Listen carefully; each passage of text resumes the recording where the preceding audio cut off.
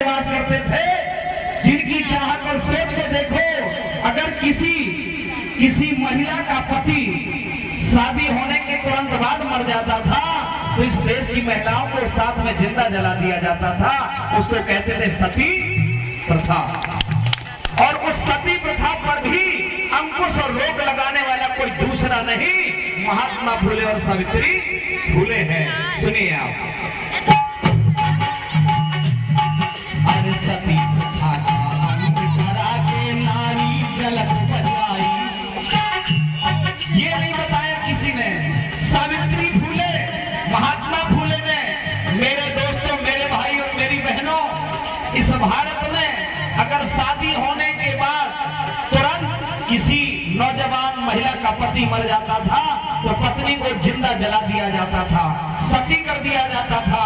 और एक पति की 10 पत्नियां भी मर जाएं तो वो 11वीं शादी कर सकता था, वो 11वीं शादी कर सकता था। लेकिन अगर एक महिला का पति मर जाए तो उसको साथ में मरना पड़ता था। कितना नजरिया अलग था। पुरुषों के लिए अलग कानून और महिलाओं के लिए अलग कानून। मेरी माता सावित्री और महात्मा फूले ने सती प्रथा का अंत करा दिया और माताओं बहनों को जलने से बचा लिया। अच्छा काम किया कि बुरा किया? अच्छा किया ना, तो तालियां बजाओ ना, कितना अच्छा काम कर दिया। सती प्रथा का अंत करा के नारी जलक बचाई, नारी जलक बचाई।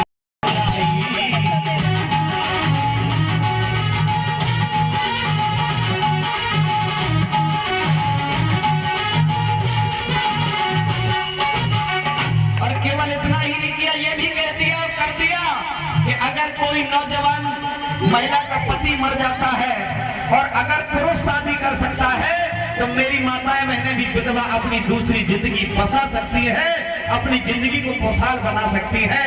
ये भी बहुत अच्छा काम किया, ये भी बहुत अच्छा काम किया। इसके लिए भी माता सावित्री का सम्मान होना चाहिए। कंजूसी मत करिए, इन्होंने पूरा जीवन लगाया है, इन्होंने पूरा जीवन लगाया है। वहां के राजा ने आदेश दिया था कि जाकर के महात्मा फूले को मार के आओ। महात्मा फूले को मारने के लिए गुंडों को भेजा था और रात में 12 बजे गए। जब रात में 12 बजे गए तो महात्मा फूले सो रहे थे। सोने के बाद जो मारने गए थे हथियार लेकर के लंबंद लोग, उन्होंने महात्मा फूले को जगाया और कहा, महात्मा फूले तुम समाज में गलत काम कर रहे हो। तो महात्मा फूले ने कहा, कौन सा गलत काम, कौन सा गलत काम? तो उन लोगों ने कहा, तुम पढ़ाने लिखाने का काम कर रहे हो, ये गलत काम है। सोचिए, पढ़ाना लिखाना कोई गलत काम होता है क्या? लेकिन कहा कि तुम पढ़ाने लिखाने का काम कर रहे हो, ये इस देश का जो दबा हुआ कुचला हुआ समाज है, इसको पढ़ना लिखना नहीं चाहिए, तुम गलत काम कर रहे हो, इसलिए हम तुम्हारी हत्या करना चाह रहे हैं। तो महात्मा फूले ने कहा, तुम मेरी हत्या बेशक कर दो, मुझे कोई प्रॉब्लम नहीं, लेकिन पहले ये तो बताओ कि तुम्हें मेरे मारने के बाद तुम्हें क्या मिलेगा, मेरी हत्या करने के बाद तुम्हें क्या मिलेगा? तो उन चोर लुटेरों ने कहा, हमें पैसे मिलना है, तुम्हारे मारने के बदले हमें पैसे मिलना है। तो महात्मा फूले समझ गए ये गरीब घर से है, ये गरीब घर से है, इनके पास पैसा नहीं है। तो महात्मा फूले ने कहा, कोई बात नहीं, तुम मुझे मारना चाहते हो बेशक मार देना, लेकिन मेरी एक बात सुन लो, उसके बाद मार देना। बोले, बता क्या चाहते हो? तो उन्होंने कहा, मुझे मारने के बाद अपने बाल बच्चों को पढ़ा लिखा जरूर देना, अपने बाल बच्चों को पढ़ा लिखा जरूर देना। सोचिए, जिसकी कोई हत्या करने आया हो वो उनके बच्चों की चिंता कर रहा है। तो उनके बीच में एक बुद्धिमान व्यक्ति था जिसका नाम था गोंडी राव। और गोंडी राव और महात्मा फूले के वार्तालाप में एक किताब महात्मा फूले ने लिखी, जिस किताब का नाम है गुलामगिरी। मेरे दोस्तों, गुलामगिरी पढ़ना बहुत जरूरी है। अगर आप सच्चे मायने पर इंसान बनना चाहते हो तो महात्मा फूले की गुलामगिरी पढ़ लेना, तो तुम्हारे दिमाग से अंधविश्वास पाखंडवाद निकल जाएगा। हम इतिहास पढ़ना ही नहीं चाहते। जब ये बात हुई, गोंडी महात्मा फूले, तुमने हमें खुद को मरने के बाद हमारे बच्चों की चिंता किया है, तो अब हम तुम्हारी हत्या नहीं करेंगे, अब हम तुम्हारी सुरक्षा करेंगे और देखते हैं तुम्हें मारने कौन आता है, अब तुम पढ़ाओ और हम तुम्हारी सुरक्षा करेंगे। दोस्तों ऐसे परिवर्तन आया, ऐसे क्रांति पैदा हुई। हमारे महापुरुषों ने इतना बड़ा संघर्ष किया, लेकिन हम इनको जान नहीं पाए।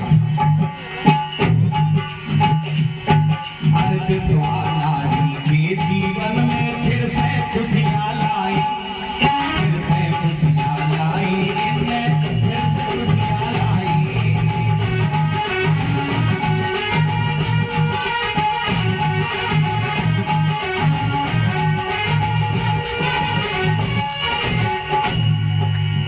और जिनका जीवन वीरान हो गया था, विधवाएं माताएं थी,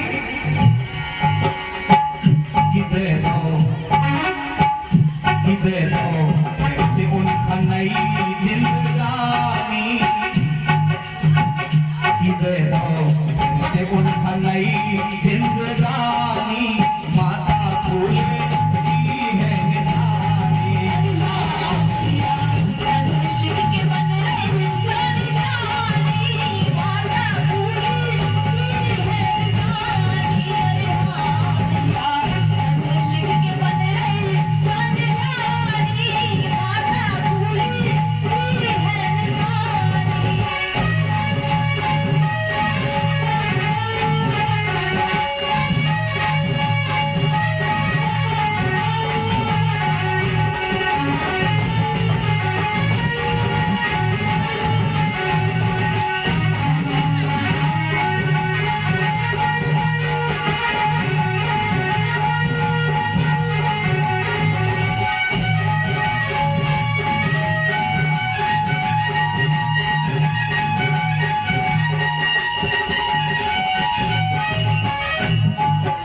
दुनिया में ऐसा इतना अजूबा महापुरुष तो नहीं देखा।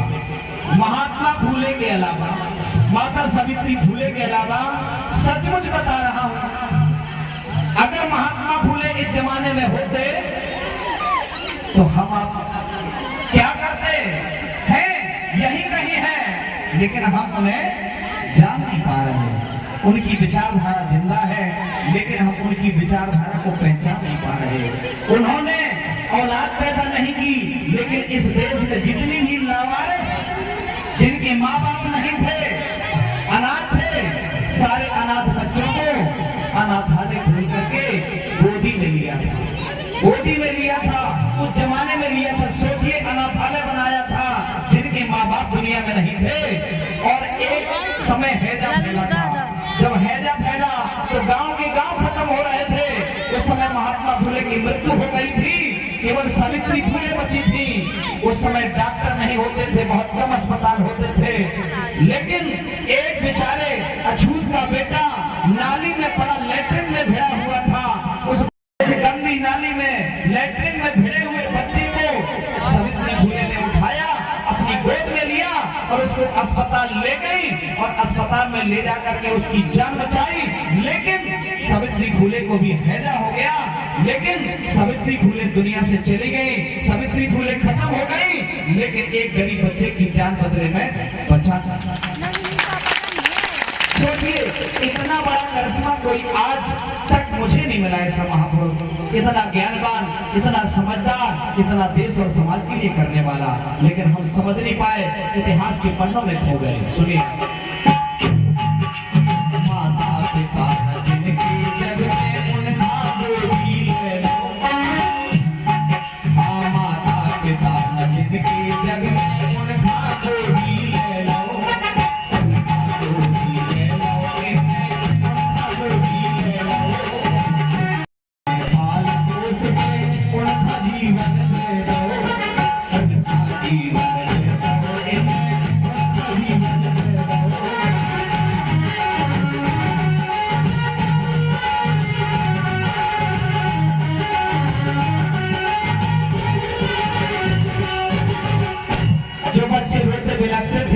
उनके जीवन में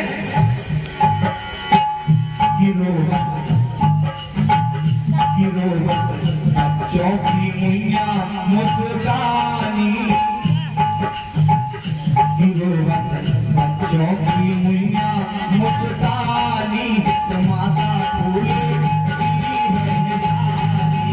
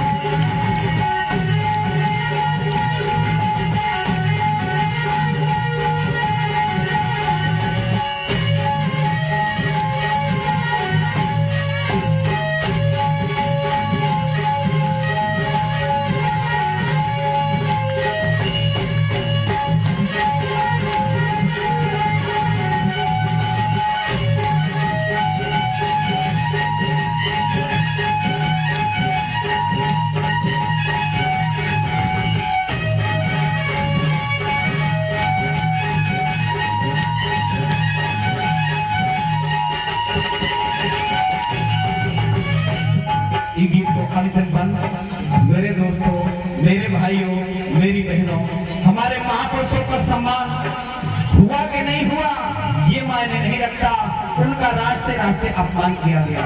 आज हमारी समाज में ऐसे भाई भी मिल जाएंगे, कोई भी संगठन अगर चलता है, अगर वो मंच के पास आए, कुर्सी नहीं मिली तो नाराज हो गए, बोले मैं ये काम नहीं करूंगा, मैं संगठन में नहीं रहूंगा, मेरा सम्मान नहीं होता, मुझे नहीं संगठन में काम करना, मुझे माला नहीं पहनाई जाती। लेकिन सावित्री फुले जब पढ़ाने लिखाने जाती थी तो इस देश की माताएं बहनें और मेरे भाई गोबर मारा करते थे, गोबर मारा करते थे। तो क्या सावित्री फुले ने अपना काम बंद कर दिया? क्या नहीं किया, उन्होंने चालू रखा। उनको मालूम था कि मेरा समाज अंधविश्वास में जकड़ा हुआ है, अशिक्षित और अज्ञानी है, मुझे काम करना है। और वो पीछे नहीं रुकी, उस गोबर को फेर करके भी काम किया और उस गोबर को, जो गोबर हमारे दिमाग में भरा था, उस गोबर को निकालने में माता सावित्री लगी रही। और आज हमारे कुछ लोग गोबर में विज्ञान ढूंढ रहे हैं, कुछ लोग आज गोबर में विज्ञान ढूंढ रहे हैं। और माता सावित्री फुले ने उस गोबर से सीख लेकर के शिक्षा की चिंगारी दे दिया। के मान जगत में मान सम्मान दिलाओ, मान सम्मान दिलाओ, सबका मान सम्मान दिलाओ।